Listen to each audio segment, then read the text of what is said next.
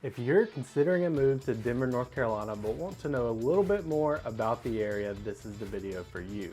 Today, we are talking about the 6 things that you didn't know about Denver, North Carolina. I'm Noah Jenkins with Noah Jenkins Group and Keller Williams Realty, and if you're looking to buy or sell in the Denver or the Charlotte metro, give me a call.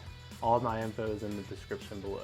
Now let me preface this a little bit and say that these are the 6 things that I know about Denver that you didn't know from living in the area. Other people living in the area might have a bit different experience. If you do, drop them in the comments below. So let's jump right in.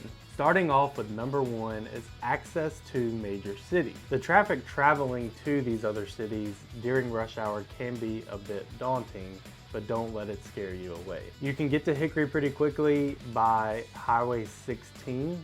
You can get to Charlotte fairly quickly as well with 16 and 485. You can get to Mooresville quickly, but be wary of the traffic on 150 during rush hour. You can get to Huntersville by 73. I would say that you can get to any of these cities within a 20 to 45 minute range, obviously depending on what time you go. Number 2, the population is declining according to the census. In 2019, the census reported that there were 3,261 residents, and in 2020, the population was 2,964. Unfortunately, there was no data from 2021 to 2023, but it's probably still on the decline. Number 3 is a short one, but it's the rentals versus the people that own and live in their house in Denver, North Carolina. According to Sweet Old Google, 35% are renters and 65% are owners living in their house. This is pretty much on par with the national average and in surrounding cities as well. Now number 4, we're talking about the average home price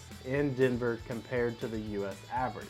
The average in Denver is $618,000 in 2023, and in the US, the average was $410,000. This is a difference of nearly $200,000 more than the US average. I think this is pretty accurate because in Denver, we have a very diverse range of homes to choose from, whether you go right on the lake or you go in a neighborhood like the farm at Ingleside, where there are a bit more cookie cutter houses. Number 5, Denver is full of history. Denver is also known as Dry Pond.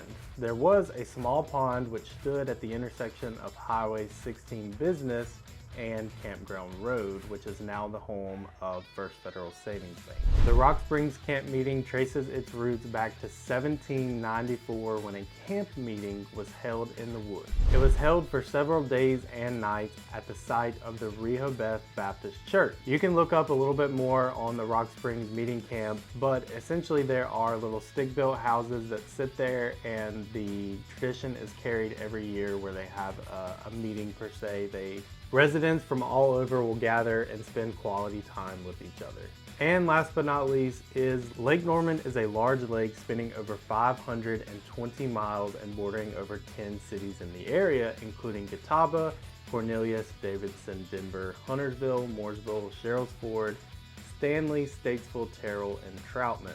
Now moving back to the history a little bit, there is some history with Lake Norman. We do have some local celebrities in the area. Dale Earnhardt Jr. owns on the lake. The Curry family grew up in this area as well. And none other than Luke Combs was born in Huntersville. There have been tons of movies that have been filmed on Lake Norman, like Talladega Nights and Careful What You Wish For, featuring Nick Jonas. So there you have it, the 6 things that you didn't know about Denver, North Carolina. Is there anything more that you want to know about Denver? Drop it in the comments below. And don't forget, if you're looking to buy or sell in the Denver or the Charlotte metro area, my info is in the description below.